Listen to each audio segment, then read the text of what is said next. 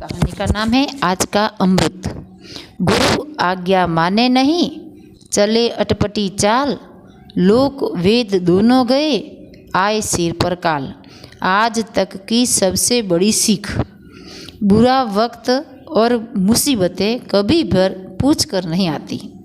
गुरुदेव ने अपने शिष्य को यह सीख दी कि मुसीबत चाहे कितनी भी बड़ी क्यों ना हो, लेकिन भगवान पर भरोसा रखोगे तो कोई विपत्ति तुम्हारा कुछ बिगाड़ नहीं सकती। शिष्य गुरु भक्त था। गुरु आज्ञा मानते हुए इस बात को हृदयंगम कर लिया।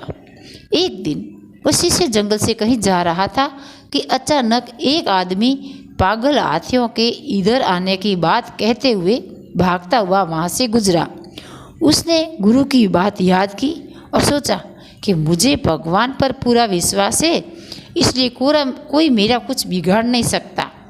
थोड़ी देर के बाद उसका यह विश्वास गुस्से का रूप लेकर अपने गुरुजी के सामने खड़ा था, क्योंकि जब पागल हाथी आया तो उसे धक्का देते हुए आगे बढ़ गया और गिरने से उसे थोड़ी चोट आ गई। उसने गुस्से में यह बात गुरुजी को बताई और कहा कि भगवान पर विश्वास करने की उनकी बात गलत थी। आपने गलत शिक्षा दी मुझे। आपकी शिक्षा के चक्कर में मैं भगवान भरोसे रहा और मरते मरते बचा। यदि मैं मर जाता तो? इसलिए आप ऐसी झूठी शिक्षा किसी को और मत देना। यही बात मैं आपको बताने आया हूँ। गुरु महाराज जी को तो पूरा वाक्य समझते देर नहीं लगी, क्योंकि वो तो अंतर्यामी थे। इसलिए उसने मुस्कुराते हुए शिष्य से कहा, भगवान पर तुम्हें भरोसा था, इसलिए उसने तुम्हें आने वाले खतरे से आगाह किया ताकि तुम उससे बचने के प्रयास करो, परंतु तुमने वो नहीं किया और अकर्मणी हो गई। बावजूद इसके कि तुम अपनी जान बचाने का कुछ कर्म करो, तुम तो और उल्टे अकर्म हो गई। फिर भी तुम्हारी जान बच गई और सिर्फ कुछ खरोचे ही आई है, क्योंकि तुमने अपने गुरु महाराज की बातों का विश्वास किया था।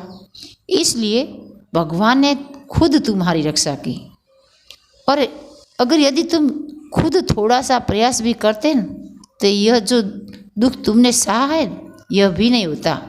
भगवान पर भरोसे का अर्थ यह होता है कि शिष्य को अपनी गलती का ज्ञान हुआ और समझ आया कि भगवान पर विश्वास का अर्थ कभी आलसी बनना नहीं होता। इसका अर्थ केवल यह है कि जिस किसी को भगवान पर भरोसा होता है उसे आने वाले खतरे का संकेत अवश्य मिलता है, ताकि वह उससे बचने की तैयारी कर सके। अपने भक्तों को बचाने का यह भगवान का तरीका होता है, किंतु जो विश्वास के नाम पर कुछ करते ही नहीं वो वास्तव में आलसी हैं और भगवान आलसियों की मदद नहीं करता। इसलिए बुरे वक्त का संकेत मिलते ही अपने गुरु महाराज जी का धन्यवाद अदा करें और भगवान से सही मार्ग दिखाने की प्रार्थना करते हुए उससे बचने के प्रयास करें।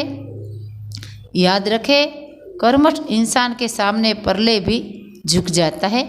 आपको मेरी कहानी कैसी लगी कमेंट करना, लाइक करना और सब्सक्राइब जरूर करना।